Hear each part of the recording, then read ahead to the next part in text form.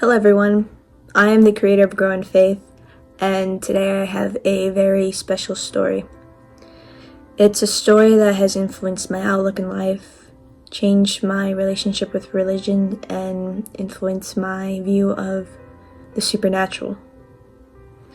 This story is deeply personal to me, and quite frankly, it's unbelievable.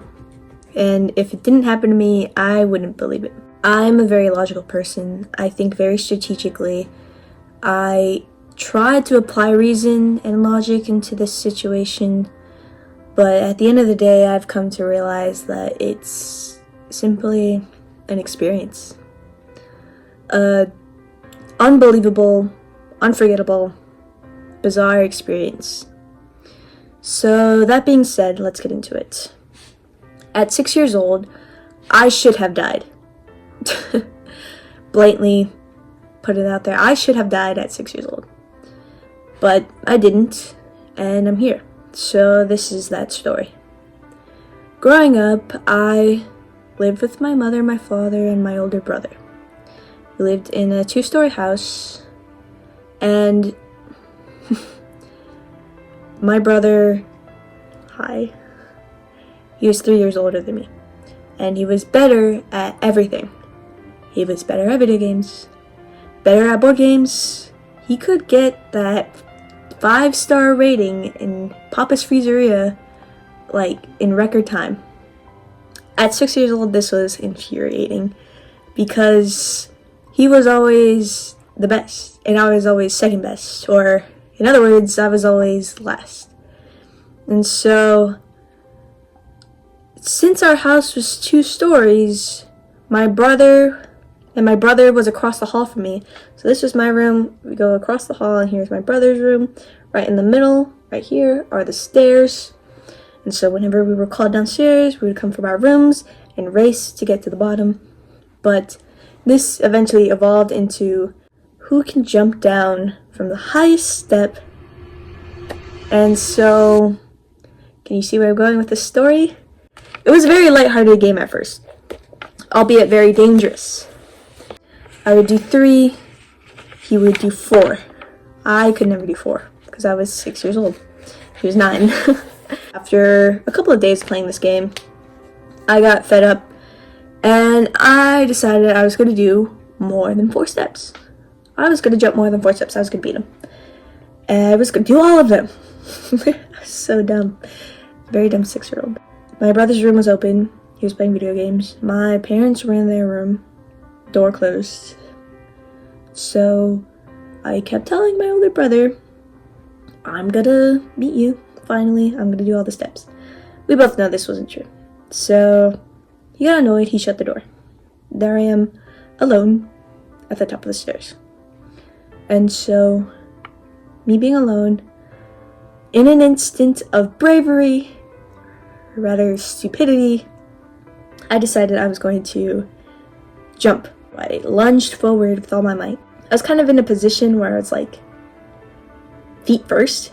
So I lunged, counting, and then instantly everything was in slow motion. Slow motion, I was counting the steps. 1, 2, 3, 4, 5. Thanks to the laws of physics, I was about to hit that 5th step. It was gonna hit directly in my bottom. I was like in a sitting position. This ugly feeling in the pit of my stomach, like I was going to die. I thought to myself, oh snap, I'm gonna die. God, please help me. At 6 years old, I was calling out for help from God, which is very weird when I think back about it, because growing up, I knew who God was, I knew who Jesus was, I knew they were very important, but I didn't have a complex relationship with them at all. 6 years old. And so this kind of innate,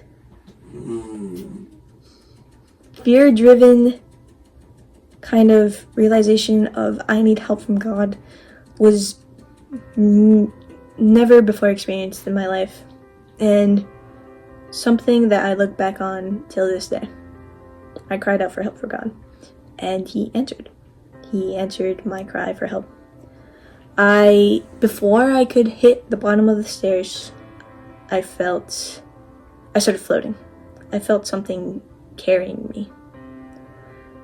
This is where the story gets bizarre. I felt something carry me, started floating, and then I started descending, slowly, very slowly down the stairs.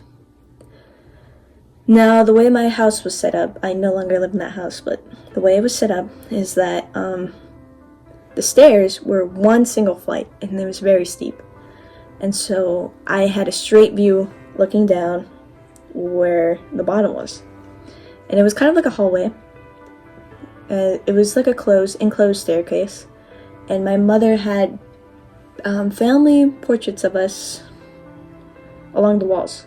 And so I remember floating, descending. I didn't feel fear. I felt relief. I felt like I was being saved. Which is also very strange to think about. I wasn't scared. And so as I started descending, I was looking around, and I could see my arms floating because I was ready to brace myself, but I didn't dare move. So I could see my arms floating, and I could look up and see my family portraits moving past me as I was going down. So they were staying still, but I was going down. And then I could see that I was approaching the end of the stairs. And so I was still in my position because I didn't want to move. I was scared to move. I was scared to move because I didn't want to,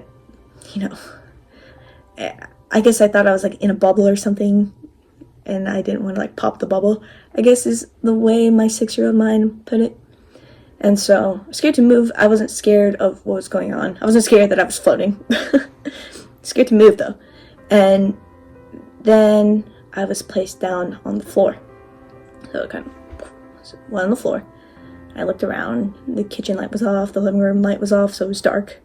That's when I started getting scared because, 6 years old, you're scared of the dark. So I went upstairs, rushed to my brother's room, opened his door. I was like, you would not believe what just happened to me. Started explaining the situation.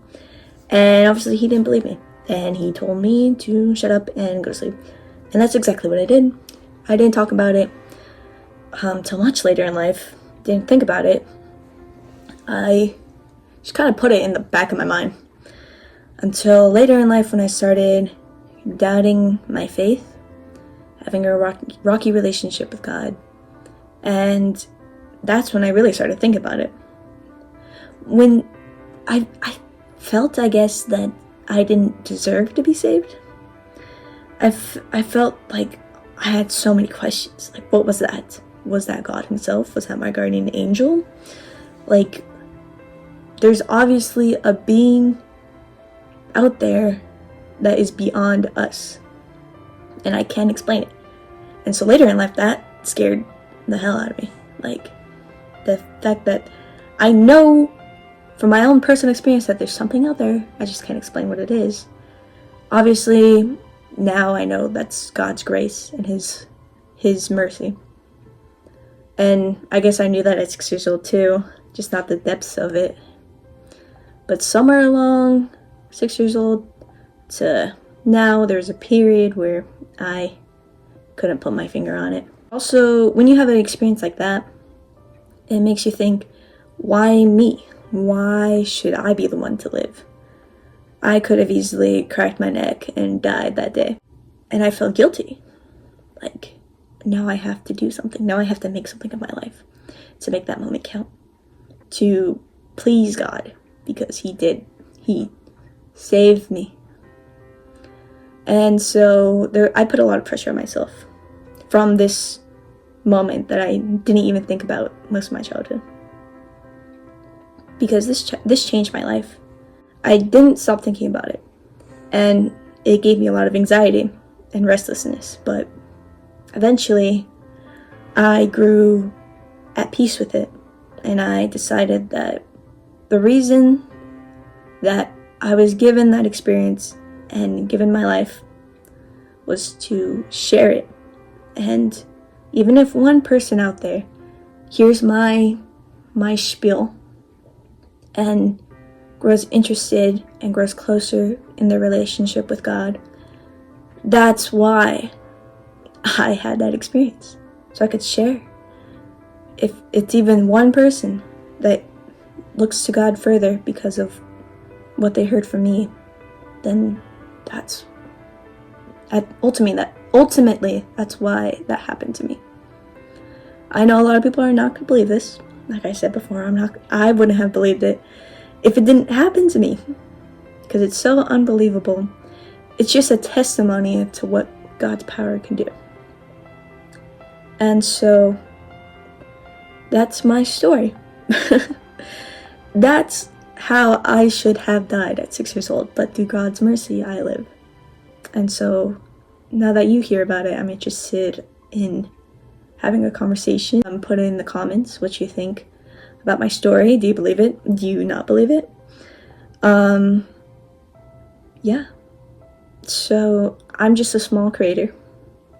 I started this channel not to really make money, but to do the two things I love, which is worship God and be creative. And so thank you for taking the time to watch this video, and hopefully you take a message from this that is positive and that God loves you. All right, bye-bye.